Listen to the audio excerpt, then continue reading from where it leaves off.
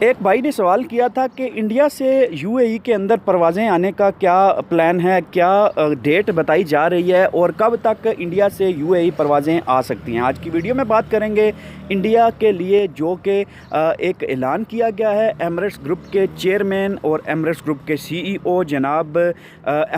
شیخ احمد بن سعید کی طرف سے یہ اعلان کیا گیا ہے، جو کہ چیئرمین ہیں اور چیف ایگزیکٹو ہیں ایمریٹس ایئر لائن کے۔ انہوں نے کہا ہے کہ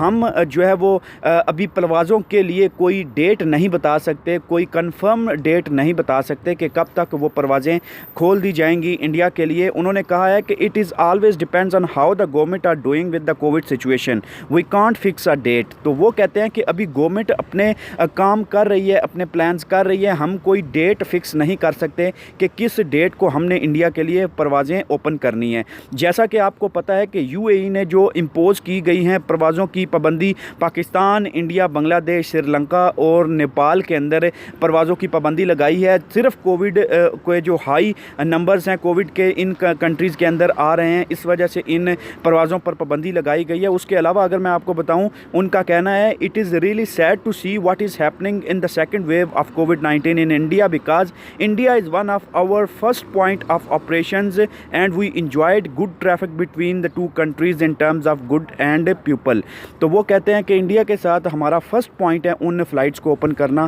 کیونکہ وہاں پہ ہمارے لوگوں کے ساتھ جو کنیکشنز ہیں ان گڈس کے ساتھ اور لوگوں کے ساتھ جو ٹریفک آتی ہے وہاں سے ان کے ساتھ ایک اچھا ریلیشن ہے۔ اور واقعی میں ماننی پڑے گی یہ بات کہ انڈیا اور یو اے ای کا جو ریلیشن ہے، اگر ٹورزم کے حوالے سے دیکھا جائے، اگر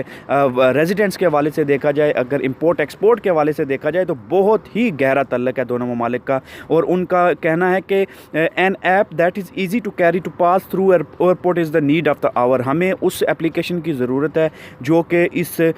جو ایئرپورٹ کے اندر سے ہم پاس تھرو ایزیلی کر سکیں۔ If you are vaccinated it is always good for you.